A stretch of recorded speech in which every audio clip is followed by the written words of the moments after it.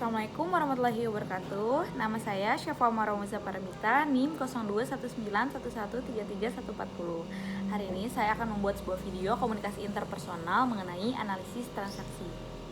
Analisis transaksi merupakan analisis hubungan antara stimulus dan respon yang diungkapkan dengan bahasa verbal maupun non-verbal oleh beberapa individu yang memiliki ego state masing-masing.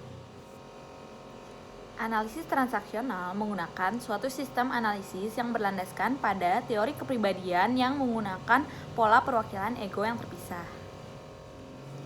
Sikap dasar ego mengacu pada sikap orang tua atau parent, sikap orang dewasa atau adult, dan ego anak-anak atau child.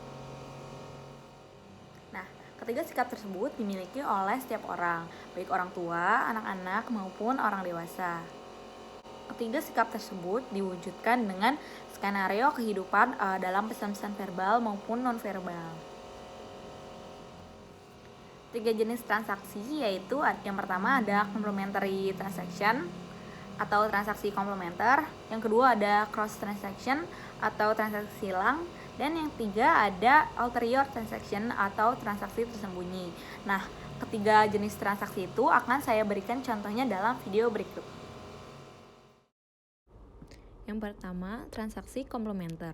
Jenis transaksi ini akan terjadi apabila suatu ego state mengeluarkan stimulus berupa sebuah ungkapan atau perilaku dan akhirnya dia menerima respon yang tepat atau respon yang diharapkan. Berikut adalah contoh dari transaksi komplementer antara seorang kakak, yaitu saya dan adiknya. Kakak, bantuin aku dong. Bantuin apa? PR bahasa Inggris. Oh, PR bahasa Inggris. Iya. Disuruh ngapain? Disuruh ngerjain soal. Soal. Iya. Oh, yaudah. Bentar. Tempat pensil aku di mana ya? Oh, itu tuh ada di sebelah sana. Di situ. Iya. Oh, yaudah aku ambil dulu ya. Pada percakapan ini, adik saya meminta bantuan saya menggunakan ego state dewasa. Kemudian, saya pun bersedia untuk membantu adik saya sehingga itu merupakan ego state dewasa pula. Lalu saya bertanya di manakah letak tempat pensil saya. Kemudian adik saya menjawabnya dengan jawaban yang sesuai. Dengan kata lain, transaksi antar ego state dewasa ini merupakan transaksi komplementer karena saya dan adik saya sama-sama mendapatkan respon yang diharapkan. Yang kedua, ada transaksi silang. Transaksi silang akan terjadi ketika pemberi stimulus tidak mendapatkan respon yang tidak diharapkannya.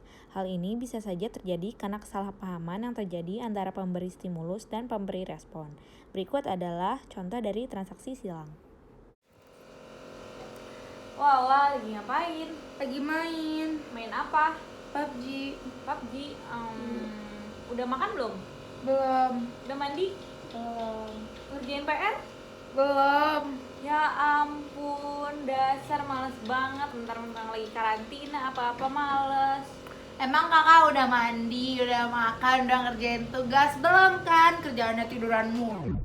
Pada percakapan kedua ini, terlihatlah konflik antara saya dan adik saya.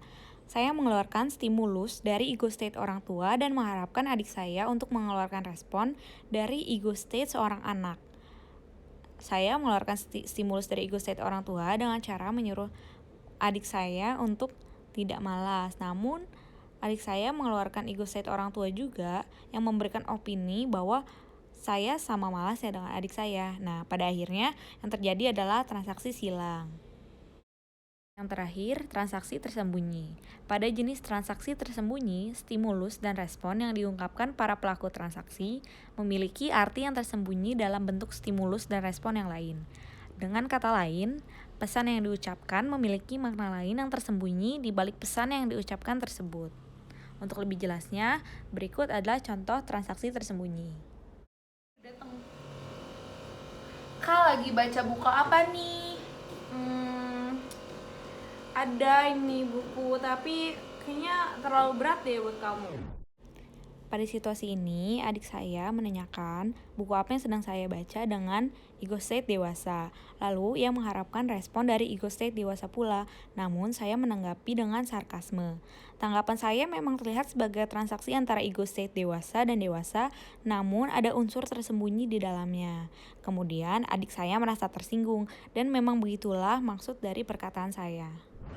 Oh, Ya, sekian video saya mengenai analisis transaksi. Mohon maaf apabila terdapat kesalahan.